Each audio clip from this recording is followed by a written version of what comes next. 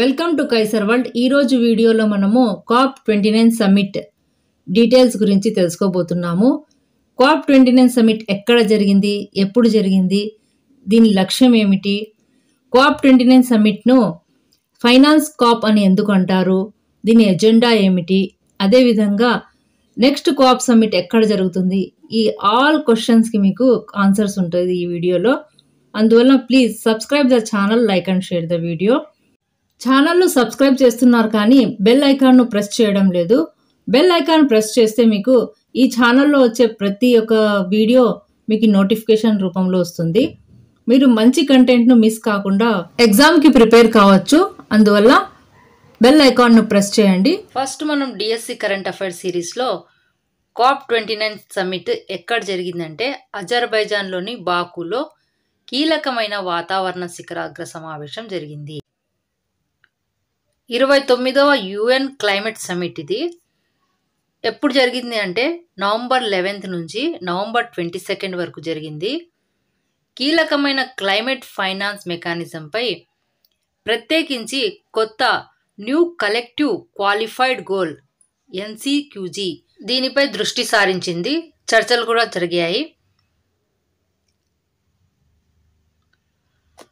దీని లక్ష్యం ఏమిటంటే ఫస్ట్ పాయింట్, తక్షణ ప్రపంచ వాతావరణ సమస్యలను పరిష్కరించడం.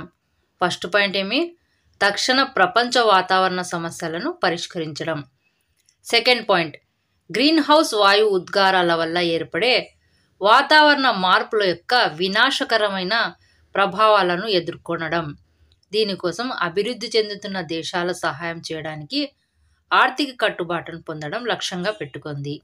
ఆర్థిక వ్యూహాలపై కేంద్ర దృష్టి కారణంగా COP29ను ఫైనాన్స్ కాప్గా పిలువబడింది. ఈ సమ్మిట్ యొక్క ముఖ్యాంశాలు ఏమిటంటే COP29 అభివృద్ధి చెందుతున్న దేశాలకు వాతావరణ ఫైనాన్స్పై దృష్టి సారించింది. ప్రత్యేకంగా కొత్త కలెక్టివ్ క్వాలిఫైడ్ గోల్, ఇది ఇంపార్టెంట్ పాయింట్ గుర్తుపెట్టుకోండి. కలెక్టివ్ క్వాలిఫైడ్ గోల్ NCQG వాతావరణ ప్రభావాలను ఎదుర్కొనడానికి హాని కలిగించే దేశాలకు సహాయం చేయడానికి ఆర్థిక కట్టుబాట్లను పొందడం ప్రాథమిక లక్ష్యం. అందువల్ల COP29ని ఫైనాన్స్ కాప్ అని కూడా పిలుస్తారు. కారణం ఇది, అందువల్ల దీన్ని ఫైనాన్స్ కాప్ అని పిలుస్తారు. క్లైమేట్ ఫైనాన్స్ నిబద్ధత సమస్యలు. అభివృద్ధి చెందిన దేశాలు 2009లో ఏటా $100 బిలియన్ల కట్టాయి, కానీ ఈ లక్ష్యాలను చేరుకోలేదు. వాతావరణ ప్రేరిత నష్టం మరియు నష్టాన్ని పూడ్చేందుకు 2030 నాటికి $580 బిలియన్ల అవసరమవుతాయని అంచనా వేశారు. ఇది అభివృద్ధి చెందుతున్న దేశాలకు క్లైమేట్ ఫైనాన్స్. దీని అజెండా ఏమిటంటే కార్బన్ మార్కెట్లపై చర్చలు మరియు దేశాలు ప్యారిస్ ఒప్పంద లక్ష్యాలను చేరుకోవడానికి కార్బన్ ట్రేడింగ్ను ఉపయోగించవచ్చా. ఇది COP29 ఎజెండా. కార్బన్ మార్కెట్లు. అమెరికా అధ్యక్షుడు డొనాల్డ్ ట్రంప్ మళ్ళీ ఎన్నిక కావడం ప్రపంచ వాతావరణ సహకారాన్ని ప్రభావితం చేయగలదు. ఈ US ఎన్నికల ప్రభావం కూడా ఈ COP29 సమ్మిట్పై పడింది. కొత్త ఉద్గార తగ్గింపు లక్ష్యాల కోసం ఫిబ్రవరి 2025లో జాతీయంగా నిర్ణయించబడిన సహకారాలు. ఇది జాతీయ ఉద్గార లక్ష్యాలు. విమర్శకులు అజర్బైజాన్ యొక్క మానవ హక్కుల రికార్డులు మరియు హోస్టింగ్ కోసం పెట్రోస్టేట్గా దాని స్థితిని సూచించారు. ఇది వివాదాస్పద వేదిక. ఆస్ట్రేలియా మరియు పసిఫిక్ దేశాలు 2026లో COP31కి ఆతిథ్యం ఇవ్వవచ్చు. COP31లో ఆస్ట్రేలియా పాత్ర ఇది.